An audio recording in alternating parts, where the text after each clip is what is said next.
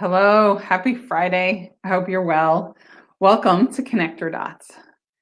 What is one role that you have wished that your pharmacy technician team members could do? Well, one of my wishes was just granted by Health and Human Services.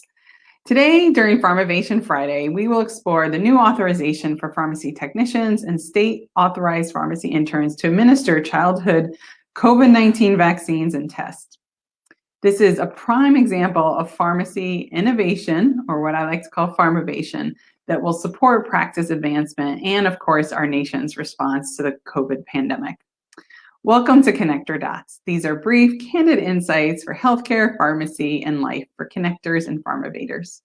I'm your host, Kimber Booth. I'm a strategic pharmacy coach and consultant.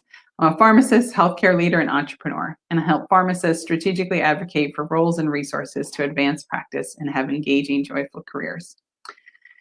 Now, before we get into this topic, while I'm definitely very excited about it, I do want to share what may not be a popular opinion in the world of pharmacy is that while I definitely do believe in the value of the pharmacist's role in both identifying and ordering vaccines for patients because of our knowledge and our accessibility, I have always somewhat questioned whether it was the appropriate allocation of resources for the time to actually administer the vaccines.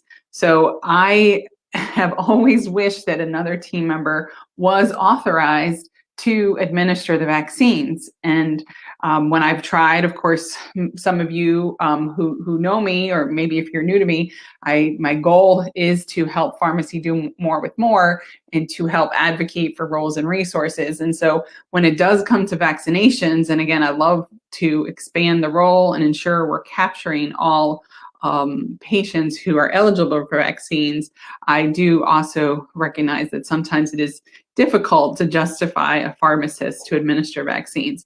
So there's definitely a few states who are already approved where pharmacy technicians are authorized to immunize, and the ones that I have recorded are Idaho, Rhode Island, and Utah. And I know there were other states who had this in progress, but obviously one of the nice things, again, if there's a silver lining of the pandemic, is that it is causing us to think differently about how we do things. And while an authorization that I'm talking about today is technically a temporary authorization, I'm hopeful that some of these temporary authorizations that we're getting approved will get formalized and will support the future role. So I do look forward to the pharmacy profession taking advantage of this opportunity, involving our technicians and our interns. Again, of course, this is already in place. And so things are coming through fast with this vaccine authorization as we are getting geared up for having access to the COVID-19 vaccine. And of course, it is flu season. So there was previous guidance that was put out by Health and Human Services that did allow pharmacy interns to administer immunizations under the supervision of a pharmacist.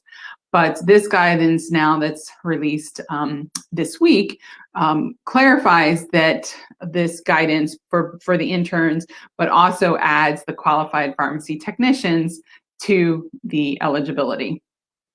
So some key points here is that it is related to allowing for protection under the acts to prevent people from being sued, basically, so that you're protected if you follow certain steps.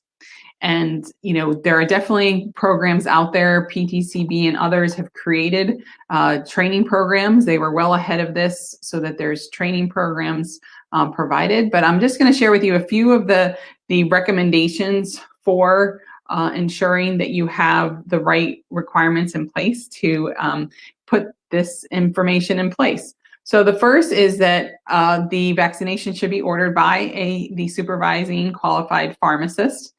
The qualified pharmacist should be readily and immediately available. So, of course, keeping that in mind, you have to be near these the students, interns, and the technicians. There should be both a practical training program with kind of hands-on injection technique, as well as 2 hours of continuing education on immunizations completed, as well as CPR. Basic CPR is a requirement. And for some states, that's already required for their technician licensure or registration. The other point is that the pharmacist should be reviewing the vaccine registry or other information prior to administration of the vaccine. That makes sense as part of just the ordering process. An interesting thing that was put in here was that it does allow for pediatric patients to get the pediatric vaccines up to, from 3 to 18, but it does ask that you talk to the patient about the importance of a well child visit with their primary care pediatrician. And the last things to share about this is that it is limited to the COVID-19 pandemic, and it is part of the public health emergency. So it's really not clear how long that will continue. I'm sure definitely through the whole vaccination season, whenever we do have the vaccine available. And it does not officially give any provider status through this, nor does it guarantee, reimbursement. But hopefully we will be getting reimbursed for the vaccines themselves, but this is all part of it. So all of it, I think, is really good news. I was pleased to see it put out there, and it's just definitely something that I have wanted to have in place. And actually earlier this week, because of National American Pharmacy Week and the Pharmacy Technician Day, I had already talked a little bit about the advancing roles of the pharmacy technician. And so today, even though today is all about Pharmavation Friday, and I really feel that these kind of advancing roles is critical to pharmacy and innovation. So thanks so much for joining me today. I'm glad to be able to talk to you about this new exciting authorization, expanding the vaccination authorization for our pharmacy technicians, and adding the clarification around the intern role. So please join me for future Connector Dots. Monday is actually Mindset Monday. And I also want to invite you to join my Pharmavator group, which is a new community for pharmacy innovators over at facebook.com/groups/Pharmavator. So I leave you with be bold, be a connector, advance healthcare and pharmacy practice, and vote. I'm actually heading to go do some early voting right now.